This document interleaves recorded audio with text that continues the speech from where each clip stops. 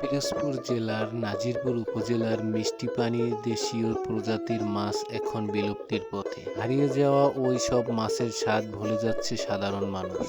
নাজিরপুর উপজেলার বিভিন্ন এলাকার ছোট বড় খাল, বিল, পুকুর, ডোবায় প্রচুর দেশীয় প্রজাতির মাছ পাওয়া যেত, কিন্তু ওই সকল মাছ এখন আগের তুলনায় এখন অনেকটা কম দেখা মেলে।